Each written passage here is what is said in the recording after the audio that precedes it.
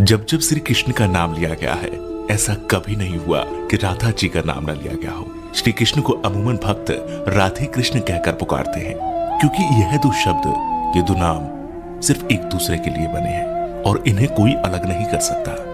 लेकिन तब क्या हुआ था जब कृष्ण को राधा को छोड़कर जाना पड़ा? बिना कृष्ण के आखिर राधा कैसे रही होगी?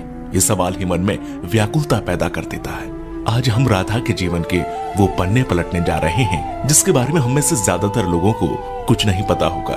कृष्ण से राधा और राधा से कृष्ण को कोई जुदा नहीं कर सकता, लेकिन हालात और वक्त ने इन्हें भी नहीं बख्शा। यह हम सभी जानते हैं कि कृष्ण का बचपन वृंदावन की गलियों में बीता। नटखट नंदलाल अपनी लीलाओं से सभी को प्रसन्न करते तो कुछ को परेशान भी करते, लेकिन कृष्ण के साथ ही वृंदावन की खुशियां थी।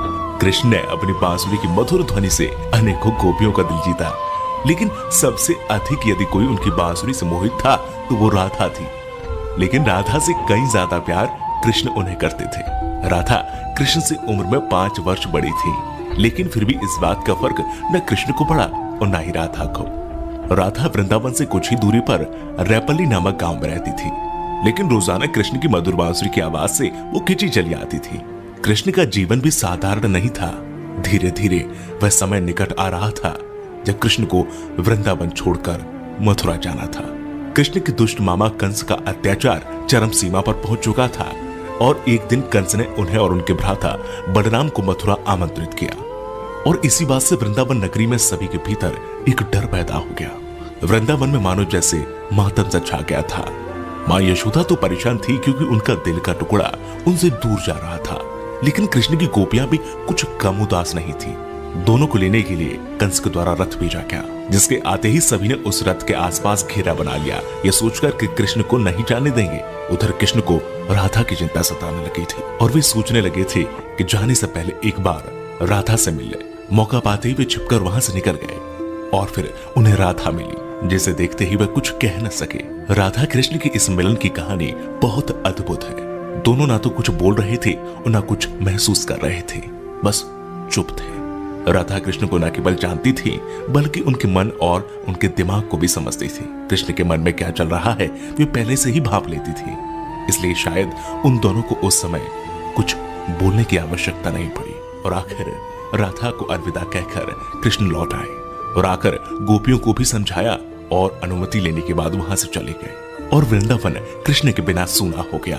न कोई चहल पहल थी और न ही कृष्ण की लीलाओं की कोई झलक। बस सभी कृष्ण के जाने के गम में डूबे थे। परंतु दूसरी ओर राधा को इस बात का कोई फर्क नहीं पड़ा था, क्योंकि उनकी दृष्टि में कृष्ण कभी उनसे अलग हुए ही नहीं थे।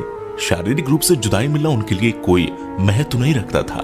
यदि कुछ महत्वपूर्ण था तो राधा कृष्ण का भावनात्मक रूप से हमेशा जुड़ा रहना। कृष्ण के जाने के बाद राधा पूरे दिन उन्हीं के बारे में सोचती रहती और ऐसे ही लंबा अरसा बीत गया। लेकिन आने वाले समय में राधा की जिंदगी क्या मोड़ लेने वाली थी उन्हें इसका अंदाजा भी नहीं था। जो हर लड़की के साथ होता है वही राधा के साथ भी हुआ। माता पिता के दबाव में आकर राधा को विवाह करना पड़ा और विवाह के बाद अपना जीवन संतान घर गृहस्थी के नाम करना पड़ा। लेकिन दिल के किसी कोने में अब भी कृष्ण मौजूद थे। दिन बीतते गए, वर्ष बीत गए और समय आ गया था कि अब राधा काफी वृद्ध हो गई थी। और फिर एक रात वे चुपके से घर से निकल गई और घूमते घूमते कृष्ण की द्वारका नगरी जा पहुंची। वहां पहुंचते ही उन्होंने कृष्ण से मिलने के लिए निवेदन किया, लेकिन पहली बार उन्हें मौका प्राप्त तब हुआ जब कृष्ण काफी लोगों के बीच घिरे हुए खड़े थे। राधा को देखते ही कृष्ण की खुशी का ठिकाना नहीं रहा, लेकिन तब भी दोनों में कोई वार्तालाप नहीं हुई, क्योंकि अभी भी उन्हें अल्फाजों की आवश्यकता नहीं थी। कहते हैं कि राधा कौन थी यह द्वारका नगरी में कोई नहीं जानता था। राधा के अनुरोध पर कृष्ण ने उन्हें महल में एक देविका के रूप में नियुक्त कर दिया। वे दिन भर महल में रहती, महल से संबंधित कार्यों को देखती और जब भी मौका मिलता दूर खड़े होकर कृष्ण के दर्शन कर लेती। लेकिन फिर भी न जाने क्यों राधा में धीरे धीरे एक भय पैदा हो रहा था, जो बीतते समय के साथ बढ़ता चला गया और उन्हें फिर से कृष्ण से दूर जाने का डर सता रहा था। उनकी भावनाएं उन्हें कृष्ण के पास नहीं रहने देती। साथ ही बढ़ती उम्र भी अब उन्हें कृष्ण से दूर ले जा रही थी। और आखिर एक शाम महल से वो चुपके से निकल गई और न जाने किस ओर चलती। वह नहीं जानती थी कि वह कहां जा रही है, आगे मार्ग पर क्या मिलेगा, बस चलती जा रही थी। परंतु कृष्ण तो भगवान है, वे सब जानते थे। इसलिए अपने अंतर्मन में वे जानते थे कि राधा कहां जा रही है। फिर वह समय आ गया जब राधा को कृष्ण की आवश्यकता पड़ी। वह अकेली थी, बस किसी तरह कृष्ण को देखना चाहती थी। और जैसे ही यह तमन्ना उनके मन में आई, कृष्ण उनके सामने प्रकट हो गए। कृष्ण को अपने सामने देखकर राधा खुश हो गई। परंतु दूसरी ओर वह समय निकट आ गया था जब राधा अपने प्राण त्याग कर दुनिया को अलविदा कहना चाहती थी। कृष्ण ने राधा से प्रश्न किया, कहा कि वे उनसे कुछ मांगे, लेकिन राधा ने मना कर दिया।